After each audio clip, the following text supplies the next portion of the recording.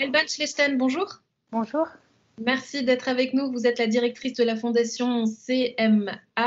En ces temps de confinement, tout simplement, première question, comment est-ce que vous travaillez tout d'abord? Déjà, on travaille depuis la maison, mes deux collaboratrices et moi-même. Et puis, on essaye de réorienter nos activités, sachant que notre corps de métier, c'est de mettre des artistes dans des salles de concert ou de faire des formations collectives.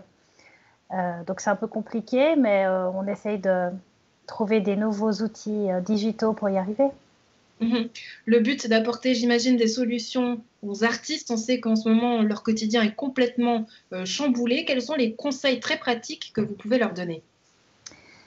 Alors déjà, le premier conseil, ça peut paraître idiot, mais c'est de se retourner directement vers leur canton, le canton dans lequel ils ou elles pratiquent leurs activités, parce qu'en fait, c'est les cantons qui sont responsables pour appliquer les mesures d'urgence, y compris l'aide sociale d'urgence dont on a entendu parler, qui est coordonnée par Suisse Culture Sociale, mais ça se passe quand même dans un premier temps au niveau des cantons.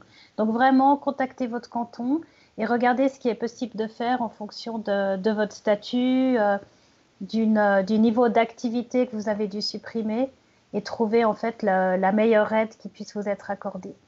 On sait que la question se pose aussi pour les indépendants. Là, est-ce que c'est le même conseil ou est-ce qu'il y a petit à petit des choses qui se débloquent ou pas? Quel est votre avis là-dessus? Alors, bon, pour les indépendants, c'est plus compliqué. Il y a beaucoup de polémiques en ce moment parce qu'ils ne sont pas aidés à hauteur de ce qu'ils auraient besoin, parce que ça dépend des tâches et des métiers. Donc, il y a vraiment une ligne de métier prioritaire, mais là, on quitte vraiment le domaine de la culture. Et puis, les cantons ont mis en place des formes de soutien différentes. Donc, il y a des cantons qui vont être mieux armés que d'autres à soutenir les indépendants. Donc, c'est un peu difficile de tenir un discours, euh, on va dire, unitaire au niveau roman pour l'instant. Mais ce que je peux conseiller à tous les métiers, à tous les indépendants, c'est de se retourner vers leur fêtière pour faire passer un maximum d'informations, pour que l'information circule et puis qu'on ait une, euh, une vision le plus large possible j'allais dire de l'étendue des dégâts, mais de l'étendue des besoins et de ce qui reste à faire et comment les aides peuvent être le mieux coordonnées. Mhm. On sait que pour l'instant, tout est mis à l'arrêt pour pouvoir aller faire au mieux au niveau sanitaire. La culture a pourtant été l'un des domaines les premiers touchés. Selon vous, est-ce que la Confédération, les cantons, les autorités font assez ou est-ce qu'on pourrait faire encore plus? C'est compliqué. C'est compliqué parce que c'est une situation qui, heureusement, arrive très rarement, hein, une fois par siècle pour l'instant, on l'espère. Je pense que la Confédération a été assez réactive. Elle a aussi été assez à l'écoute aussi suite aux différents regroupements de fêtières qui ont demandé à être écoutés très rapidement. Et je salue vraiment ce discours qu'il y a eu dès le début. Je pense qu'il y a beaucoup d'échanges, d'allers-retours qui sont effectués. Non, je pense que la Confédération est réactive, les cantons le sont également.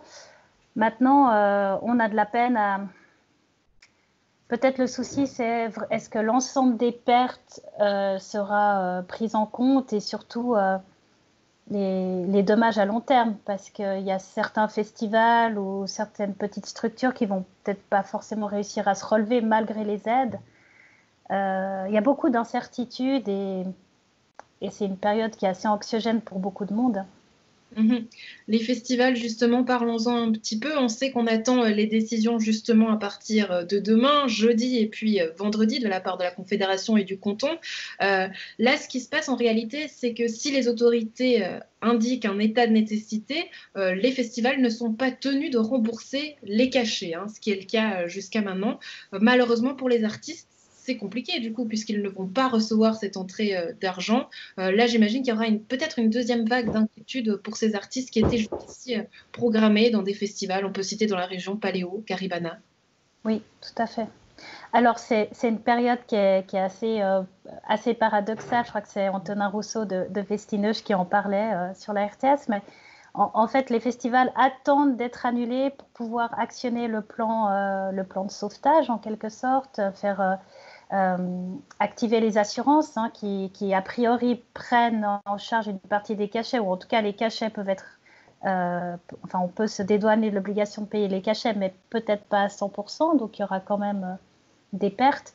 Et puis, pour les artistes, c'est clair que c'est des pertes nettes, et à moins que les structures des artistes même arrivent à obtenir certaines indemnités en raison de l'annulation des concerts, c'est vrai que en bout de chaîne, pour les artistes, c'est problématique, et d'autant plus dans les musiques actuelles où il n'y a pas de notion d'engagement ou de salariat. Donc, en fait, c'est un cachet qui est promis. Mais si le contrat est annulé pour une raison de pandémie ou de catastrophe naturelle, effectivement, pour l'artiste en bout de course, ça va être plus difficile de justifier d'une indemnité. J'aimerais terminer cette interview avec une bonne nouvelle, puisque la Fondation CMA, en ce mois d'avril, propose des nouveautés avec une stratégie digitale. Vous en disiez justement quelques mots en tout début d'interview. Qu'est-ce qui sera mis en place? Qu'est-ce qui est mis en place? Alors, c'est tout récent.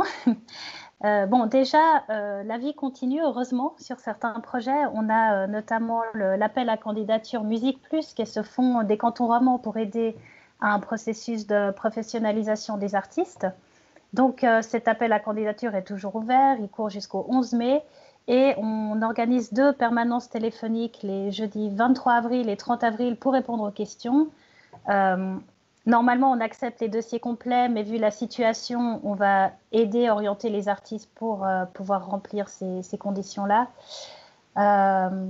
C'est une période difficile, il faut qu'on soit solidaire et que chacune mette un peu du sien. Donc, on va essayer d'être le plus à disposition des artistes. Transmettre l'information dès qu'on l'a aussi, ça peut paraître bateau, mais c'est bien de savoir en 2 clics où est-ce qu'on peut demander des aides. Donc, on va essayer de se tenir le plus à jour possible aussi pour donner la meilleure information. Et puis, si on peut relayer des craintes, des besoins, des demandes, si on voit que dans certains schémas, ça ne fonctionne pas du tout, pouvoir relayer autant au canton qu'à la Confédération ces préoccupations-là. Ouais. Et puis, il y aura encore d'autres choses, mais c'est en cours de gestation. Tout ça à découvrir évidemment sur votre site internet, Alban Schlechten. Merci de nous avoir accordé ces quelques instants. Merci. À bientôt. Merci beaucoup. Au revoir.